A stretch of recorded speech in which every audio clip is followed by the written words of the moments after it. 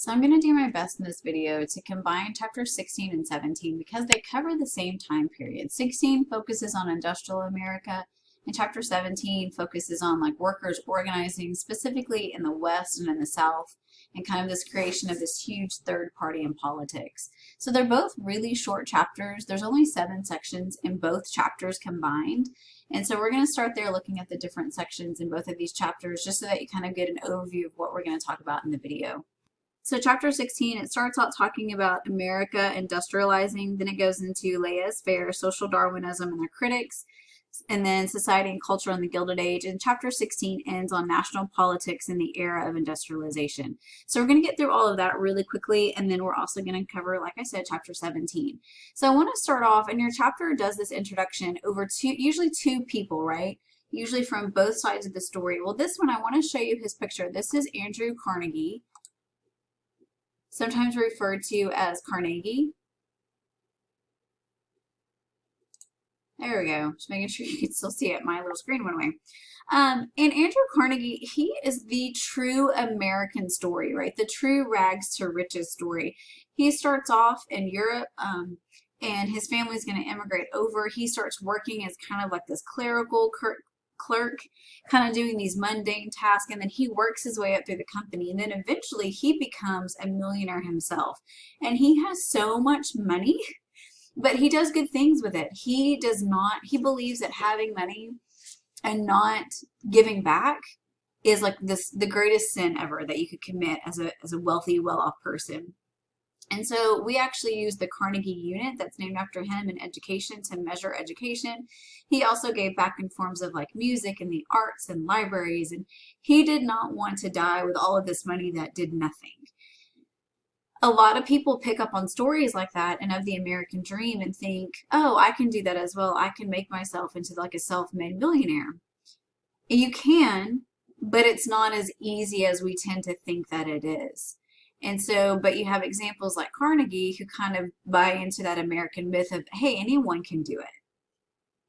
So that kind of, his story fits really well because this is at the time of the industrialization and the Industrial Revolution is happening, and he's right there in the mix of it. And he just happened to be at the right place at the right time, and a lot of hard work he put into his own work and was able to grow it to this huge empire. So we're going to start off talking about industrializing America.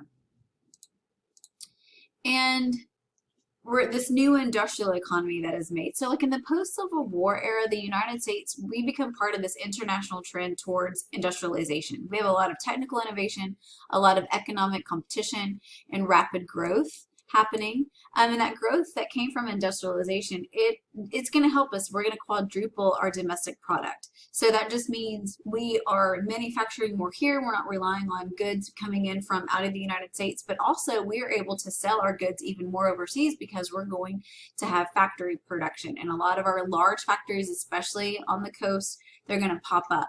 And then by the end of the century, the United States becomes the production capital of the world. One thing that helps in us in growing and becoming the production capital and having all these factories put into place is also the railroad, and that's probably the most significant development, and that allowed, you know, businesses to ship materials and goods across entire regions, so like from the north to the south, from the west to the east, and vice versa. And it's also going to help like foster the growth of steel and wood, coal, glass, rubber, brass, and iron industries, which were essential to building the railroad. It sped up the distribution of products, what made possible the enormous growth of our economy. And also, initially, what you're going to find is there was no standard like gauges for railroad tires. So like the long, you know, metal pieces that connect the railroads together, there wasn't a standard gauge. And so eventually they figured that out, and they're going to come up with a standard track gauge.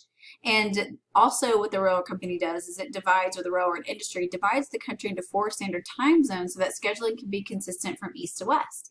And then the time zones actually they're made federal law in 1918. So that's kind of cool. Okay, sorry guys.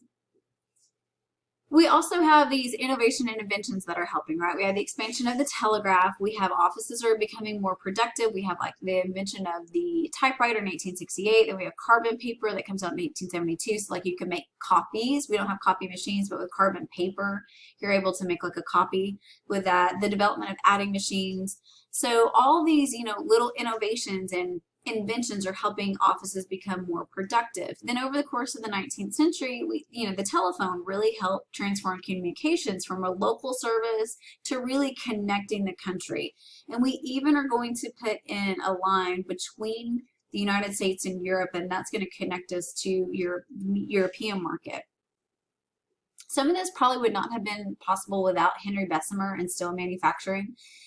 He became like the way that he started in steel manufacturing is called the Bessemer process. Feel free to look that up. Just take his last name, Google it. But that became a fundamental component in building railroads, office buildings, and plants. And also we have this new type of drill, and we were able to tap into petroleum under the Earth's surface. And with that, now we can lubricate machines with petroleum. We can light lamps with petroleum. We're not having to rely on the whaling industry for whale oil to do all of that. Also, what it allows is for household lighting and heating, but also now we can turn on lights, and factories can run 24 hours a day, 7 days a week if we need to. So then we're also going to have like first shift, second shift, third shift. So more productivity, more people working, that kind of thing. Here's just manufacturing the steel tubing. This is from 1897, just to give you an idea kind of like how it was done in the 1800s. Vaseline, petroleum jelly, internal combustion engine. I'm going to let you guys read about those on your own. I don't think I ask you anything. I really don't like how we epitomize Edison. I'm a Tesla girl. I like Tesla more than Edison. And the reason why is because Edison was notorious for having people who worked for him come up with these really cool inventions and new ways of thinking and doing things, and then he would steal their credit, which usually happens in larger companies. I get that, but Edison just takes all the credit. It says, Edison filed 1,093 U.S. patents for inventions.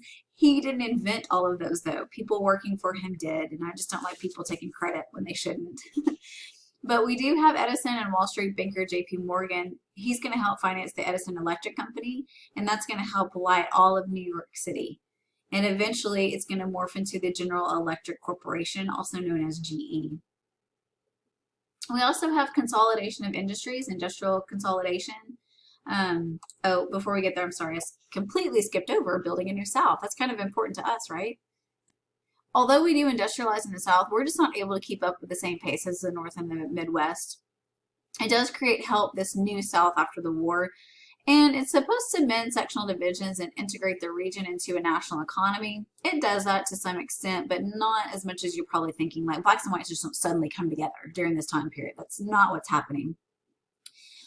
Railroads are also essential to industrializing the South, because now we're truly connected to the North, and we're also truly connected to the East and the West. Within the South, we do see that textile mills are drawing migrants from sharecropping and tenant farming, and so we have new economic opportunities that are opening up. And also just a job about African Americans, or a quick little bit about African Americans too, in post-Reconstruction South. They were stuck in the menial jobs, but although slavery had ended, we are going to see some forms of involuntary labor persisting, particularly in the railroad industry, which utilized African American convicts to lay tracks to the convict lease system. So basically, if you were in prison, you're serving your sentence, you would have to work they would kind of like lend you out to different companies to work for free, essentially. So it's free labor for the company, and you're not getting paid. I don't know if you guys know much about our prison systems today, but if you do end up in prison and you do work a job in prison, today you actually get paid for working.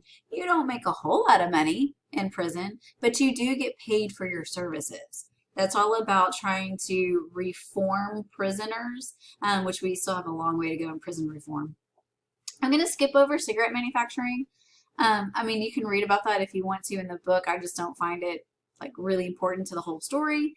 And then also we notice the New South that's very similar to the Old South. Low wages, poverty persisted, the agriculture economy, it's still not very diverse. So although we do have industrialization, the pattern of segregation, the effort to maintain this regional identity, it really hindered the South from moving beyond an agricultural economy.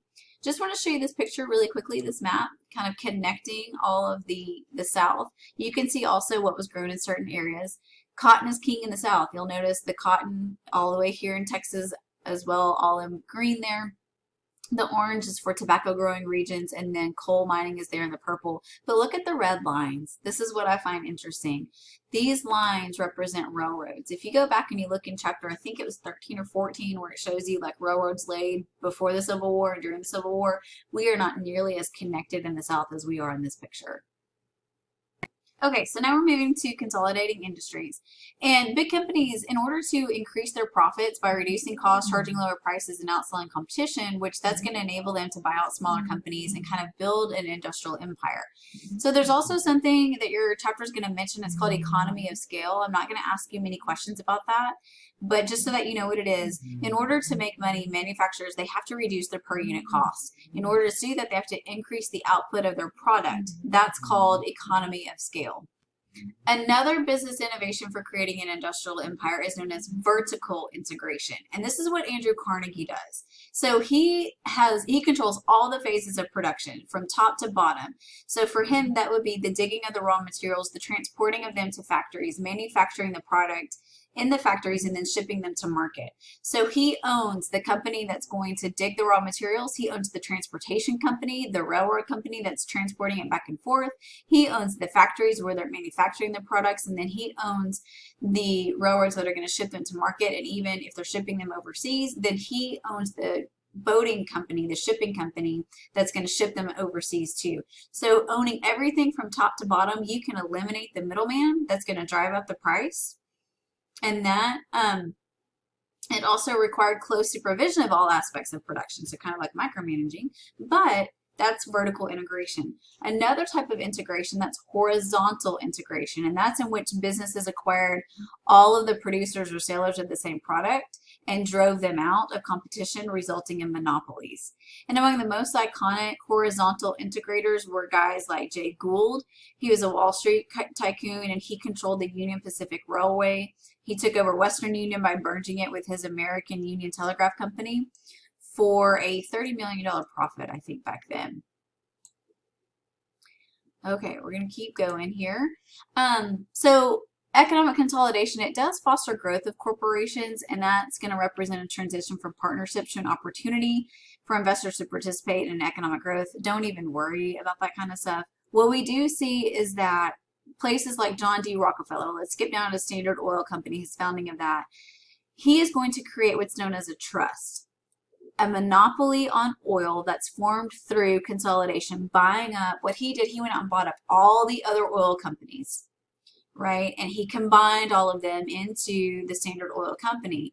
Well, when that happens, guess what? Standard Oil gets to set the price for oil because they are the only company you can buy from.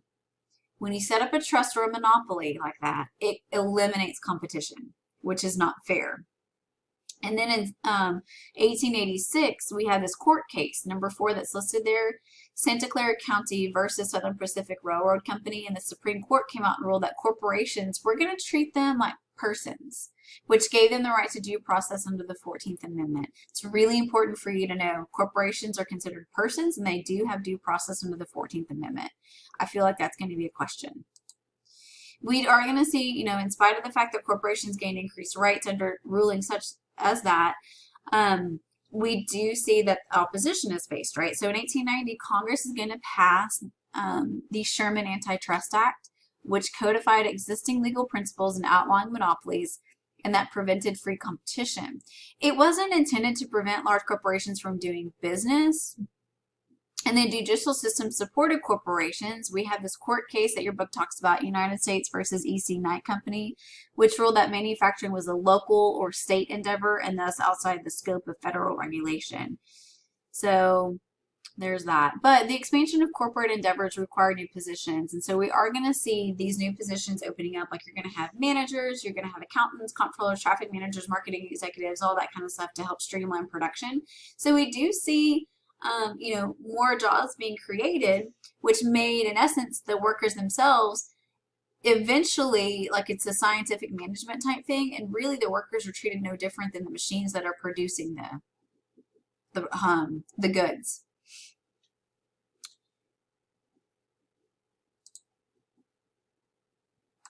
I'm not going to go too much into this. I'm going to leave this up here. You can go back and kind of tell, like, this is the outline from the chapter, right? But laissez-faire, social Darwinism, and their critics. So laissez-faire, that think of like lazy government, hands-off government.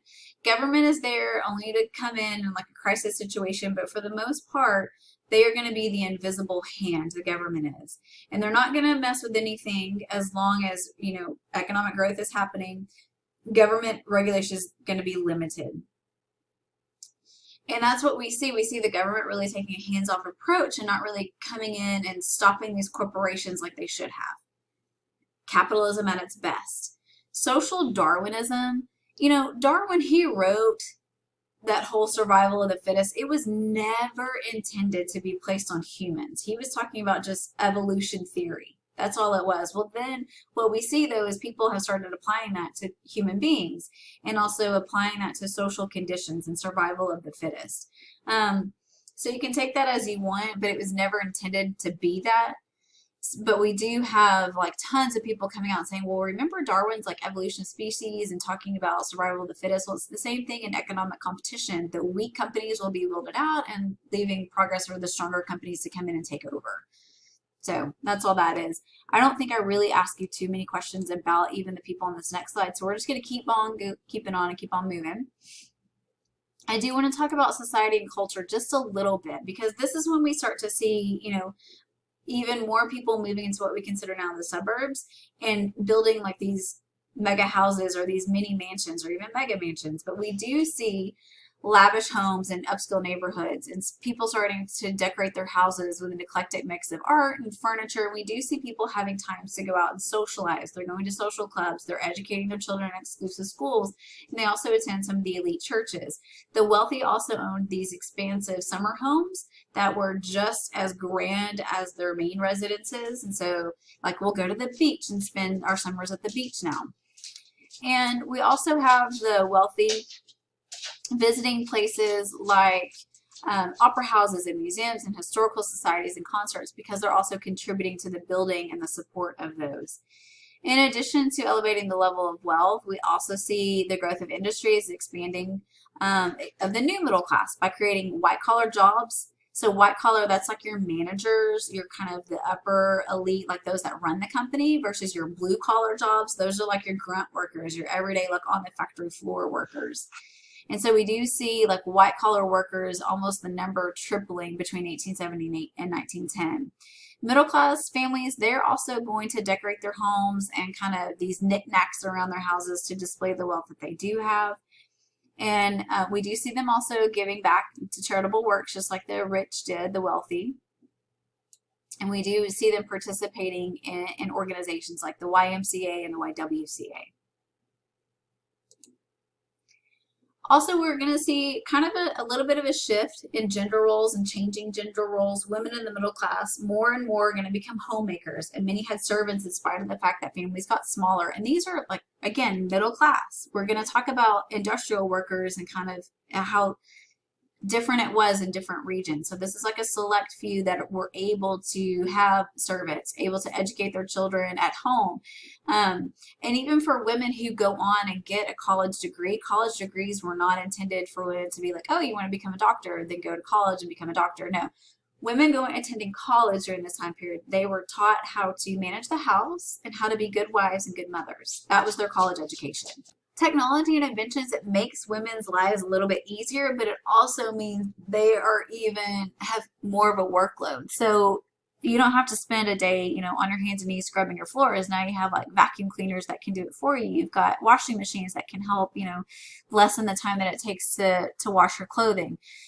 But now that means, oh, well, you only spent half the day doing those two tasks. Now you got the other half of the day to cook and do other things too. So the workload increases with all these technology innovations. I do want to skip over and talk about African Americans and Jim Crow laws really quickly as well. And so I kind of skipped some in the previous section. But for African Americans, especially those living in the South, the era of the turn of the century presented new restrictions on voting rights, including poll taxes and literacy tests. So poll taxes, that was usually if you wanted to go and vote, every stage of the voting process, when you voted like locally, and then you were voting for the national level, like you would have to pay both times in order to vote. And it was really expensive. You know, they would say like, oh, it's maybe $2 or $3 to vote, which that's $2 or $3 isn't a whole lot. That could be a week's worth of pay for some people. So, you know, trying to get poor people, because they not only do they not want the African American vote, but they don't want the poor white vote as well.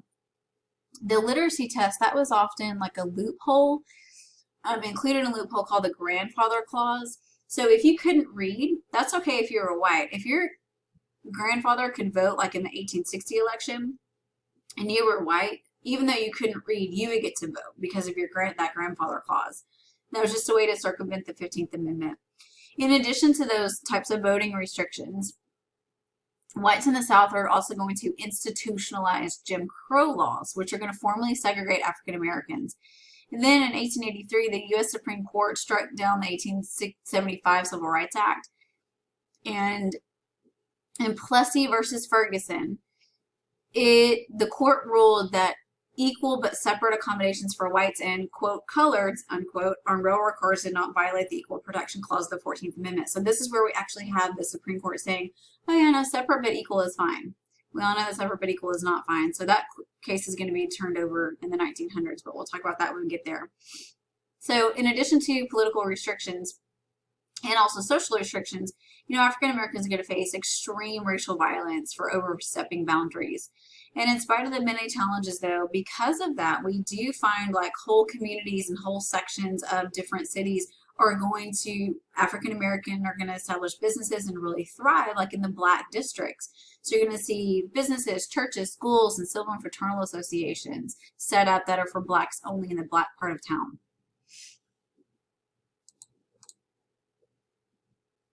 Okay, we talked about this a little bit when we talked about Andrew Johnson and these lackluster presidents that we're going to have coming out at the end of the 1800s.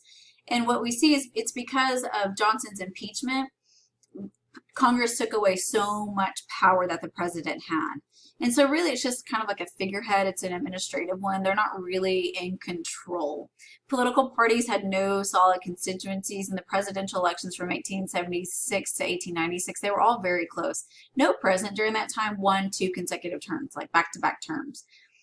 A number of prominent men did become president, in spite of the declining respect for the position. So we have guys like Rutherford B. Hayes, James A. Garfield, and Benjamin Harrison. They all fought in the Civil War, but none were considered very charismatic or inspiring for the time.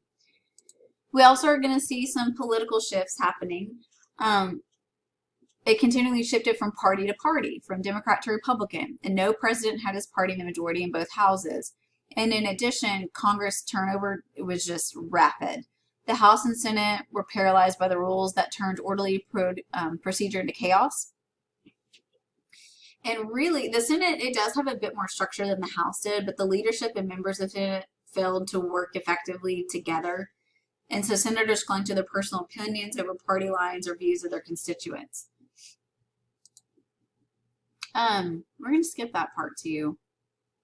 Really what people saw politicians being, it was like a form of entertainment. Politicians responded to that, thinking of it as a form of entertainment by creating these elaborate performances out of campaigns, making speeches that stimulated people's emotions, and really distributing a lot of campaign merchandise during this era. I'm not going to really get into too much on this one either. And we're going to end chapter 16 there. We're going to flip over and immediately jump into chapter 17. So obviously chapter 17 is talking about workers and farmers in the age of organization. You'll notice it's the exact same time period as chapter 16. Chapter 17, it's only 3 sections. It's talking about working people organized, farmers organized, and then the Depression of the 1890s.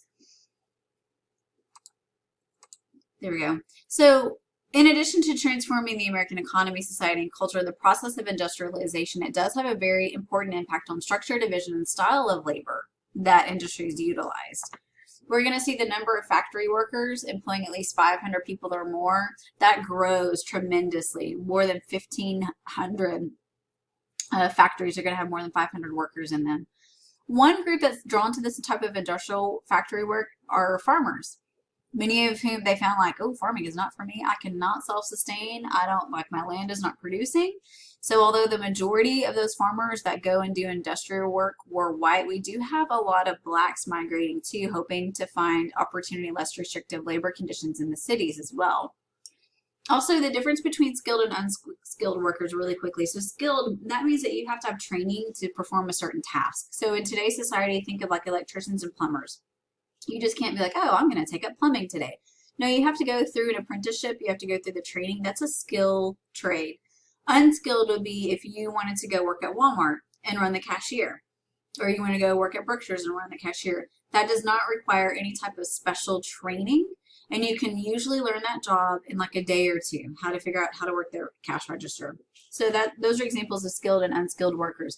We're finding a lot of immigrants are coming over during this time, and those are going to be your unskilled workers and dangerous working conditions for those unskilled workers. There's no such thing as sick leave. There's no such thing as workers' comp if you get sick. So guess what? We are going to see those workers are going to start creating unions. We're going to talk about unions. I'm going to kind of skip over this really quickly. I do just want to say like different paying and skills. So as we all know, women are not going to be paid the same amount as men in any job that they perform. That's still true today. Although it's supposed to be, we still do not have an equal rights amendment for women, so they don't have to pay us the same as they do men, even if we do the same job. The same was true for if whites were paid more than blacks and more than Hispanics and more than some immigrants coming in from different parts of Europe. So, you know, there's no standard wage in any of this, and it would depend on just person to person how much you got paid. We are seeing a lot of children. I want to kind of skip down here to number 16. A lot of children are joining the workforce, and that's because the inadequate pay that the adults are making. You know, you're working 10, 15, 18 hours a day and barely bringing home enough money to put food on the table. So yeah, the kids are going to have to go out and work as well. Really unsafe work environment for everyone involved, not just for children, but for men and women as well. But you're going to have, you know, some children as young as 10 working in these factories, and they were also being, you know, arms would be chopped off, or, you know, legs would be chopped off, or they'd be buried alive if they're working in the coal mines, that kind of thing. So very dangerous for everyone involved. But eventually, what we're going to notice are workers get tired of this, and so they start to organize, and they're going to start to form unions.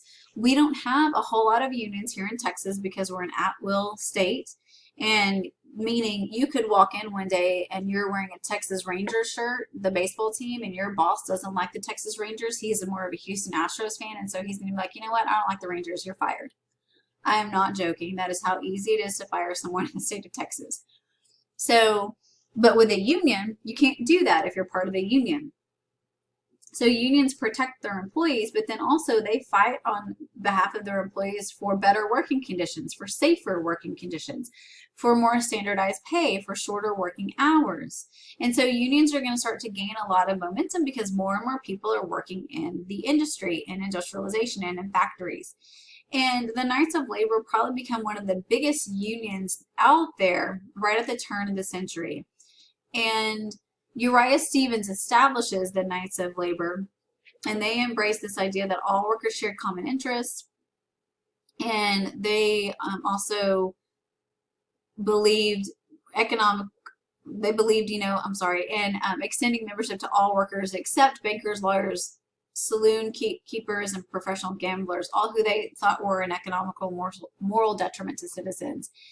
So Uriah Stevens starts the Knights of Labor, and then Terrence V. Powderly, he replaces Stevens as kind of the head or the Grand Master of the Knights of Labor, and he brought the union renewed industry, and he wanted to bring awareness and start really fighting for an 8-hour workday. He wanted to eliminate child labor and equal pay for women. And so we see under the leadership of Powderly, the Knights of Labor led from about 9,000 members to nearly 1 million in about a 10-year span. So what unions start to do is they start to go on strike, right? So they would sometimes engage in strike. But the Knights of Labor, Powderly wasn't really for that. He didn't want people to go on strike. He really wanted to try to negotiate before going on strike. But he couldn't control what was going on at the different state chapters because he was over the national chapter, right? And so what we're going to see is in 1886 in Chicago, the McCormick Harvester plant, they were on the verge of a general strike, and they had a lot of confrontations between police, management, and workers. Then on May 3rd, police officers are going to kill 2 strikers in a conflict. So then a group of like extreme, they call them anarchists, under the leadership of German-born activist August Spies, he organizes a rally in Haymarket Square. And they were there just to talk about, you know, bring awareness to what was going on and talk about speeches. And there was a series of speeches that were lined up over a few hours. And after 2 hours, there was still about a group of 300 people kind of waiting around after the speeches were done. And they're confronted by 180 police officers. Well, in the mix of all this, at some point, someone throws a bomb into the crowd and the bomb goes off. And because of that, police are going to open fire onto the crowd that's still there. 7 police officers and 4 protesters died from that. And then guess who gets put on trial? The guy that organized the rally, August Spies. And although they could never link him to the bombing, he and 4 others that helped him organize the event, they are convicted and they are executed. They're hanged for the death of those 11 people. And so what ends up happening, because they had that tie with the Knights of Labor, the Knights of Labor get a bad rap after that, and they are slowly going to have people leaving that union. In response to that, this new union, the American Federation of Labor, they're going to come in, and they are going to be the biggest union at the, I think, around like the year 1900. So this is led by a guy named, I love his name, Samuel Gompers, is going to lead the American Federation of Labor, also known as the AFL. And what they're going to work on are wages and hours for workers. And they have about 1 million members in the year 1900, all of whom are white, male, skilled workers. No women and no African Americans were invited to join the union. So although, you know, we're talking a lot about unions, only about 1/15 of all industrial laborers were part of some sort of a union. And that reason is because a lot of people were afraid to join because they were afraid of the power that corporations had. And they're also divided over, you know, religious, ethnic, racial lines. Those things all came into play too. So Southerners, they're also very reluctant to join a union due to their heightened, like the sense of rural individualism. Like they don't want to join the larger group a lot because they're kind of standalone, independent thinking. And also because in the South, employers' attempts to capitalize on racial divisions to prevent Black and white workers from uniting, that's going to play into the South as well.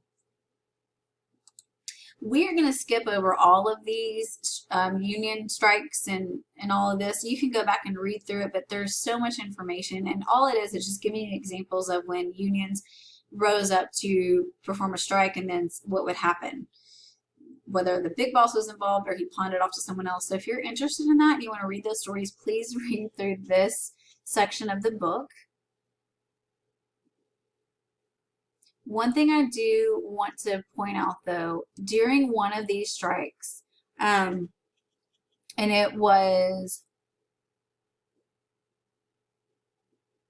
I'm trying to think, Eugene V. Debs, the American Railway Union. Debs was the head of that union, and he's going to lead a strike against the Pullman Company. The main thing about Eugene V. Debs, though, and you'll see number 11 there is the Socialist Party, he had to spend time in jail for leading a strike against the Pullman Company. And so while he's in jail, he has time to like really read more about socialism, and he's going to help in the formation of the Socialist Party of America. The Socialist Party of America, they really embrace the ideas of Karl Marx, who argued that class struggle would bring victory to the working class and into private property and socialist rule. So Debs, what he advocated was a socialist overthrow of the government, but not through like, you know, storming the Capitol or anything like that. No, this was going to be done through voting. And he tried to get out and get this, you know, done through like go and vote this certain way, you know, so doing it like a legal way. But he wanted to see socialist overthrow of the government. As we all know, it did not happen. But Eugene V. Debs, he's really important during this time period just because of his outside of the box thinking, if you will. So make sure you know who he is and what he did. The Industrial Workers of the World, that is another union. They're called the Wobblies. They're still around today. They're still doing a lot of good work today. And the Wobblies, they believe that strikes are like last resort. When owners are not willing to negotiate or bargain with a union, they know that strikes typically fail, but we will use them as a last resort in order to define the terms of labor. Okay, now we're going to talk about working class leisure in industrial America.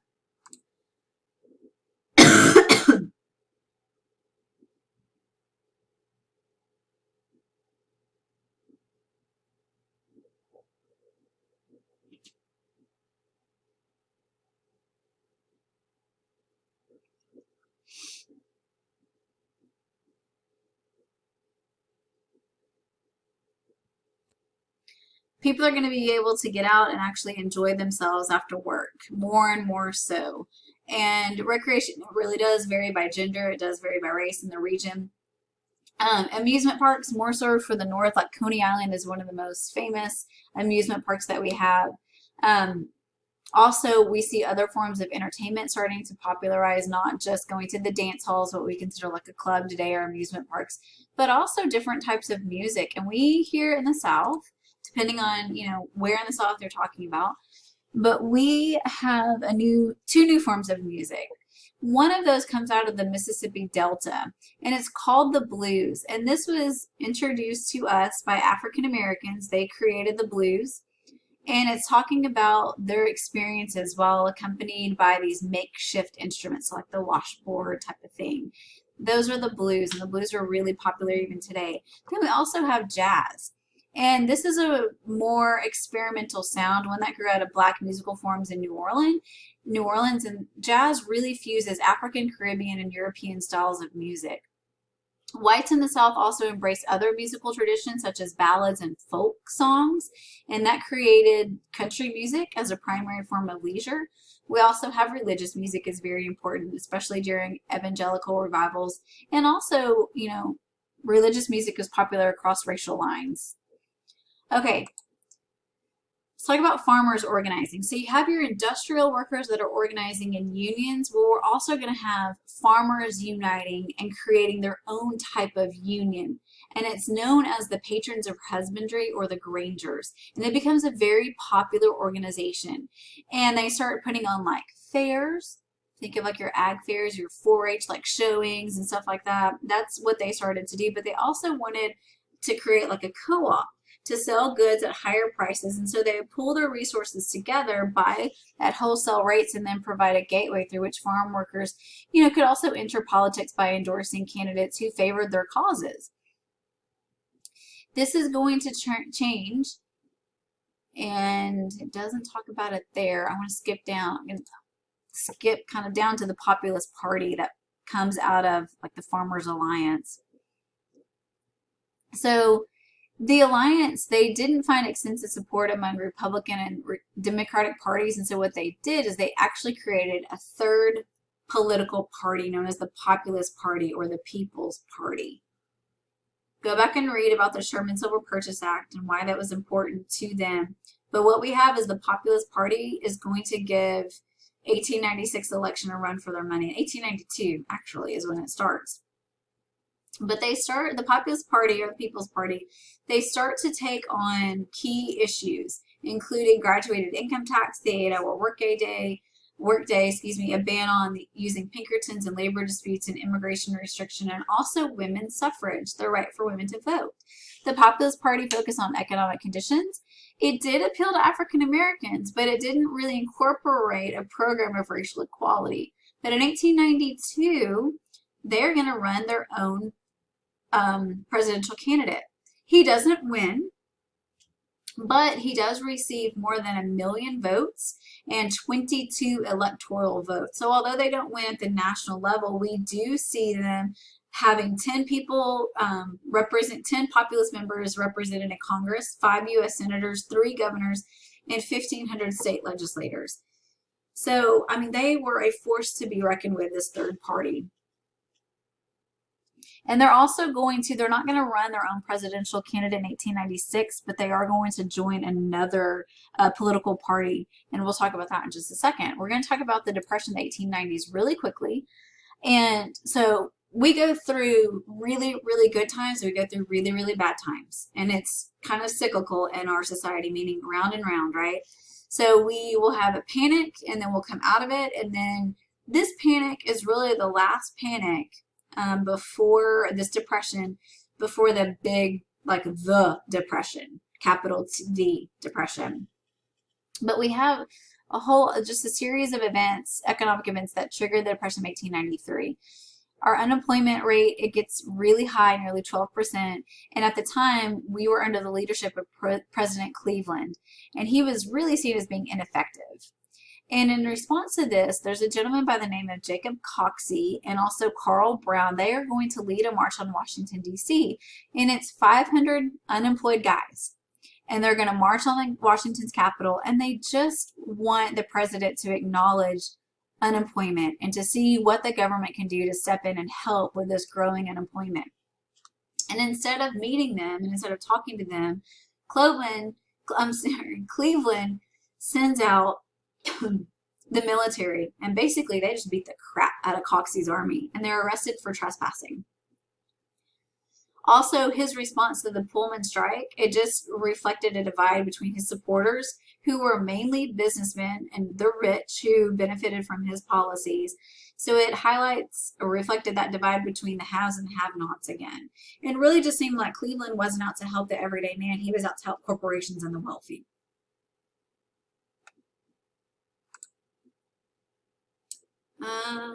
We're going to skip down over, please feel free to go back and read over these. I'm not going to ask you any questions about those. I just want to end with 1894, the congressional elections. The Democrats lost 120 seats in the House. And we're going to start to see in the next 2 years between 94 and 96 this huge change and this huge shift in politics and this political realignment that happens. So in 1896, that presidential election, we have a contest between Democrat William Jennings Bryan and Republican William McKinley. And that's going to fundamentally alter American politics. So Bryan, he also was endorsed by the Populist Party. So the Populist Party is going to endorse the Democrats. He was an advocate for farmers and supported silver coinage because there were more silver was being mined, and it was easier to trade in the West in silver than it was in gold. The first major party nominee since 1868, who was not from New York, he was not from Indiana or Ohio. He's going to actually travel to gain support, travel throughout the country. Ohio Governor McKinley, he supported high tariffs, the gold standard, and he's going to just sit at home and let his campaign manager run his campaign, Mark Hanna. And fundraising, it's going to have a significant impact on the outcome of the campaign.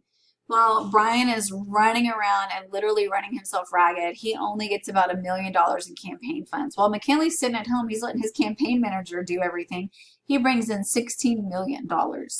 McKinley is going to win 51% of the popular vote and 61% of the electoral vote.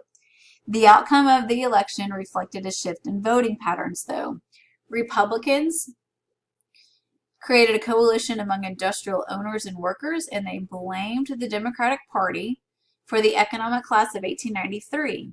And the Democratic nominee, Bryan, he represented rural and southern interests, which did not present a broad enough coalition for victory.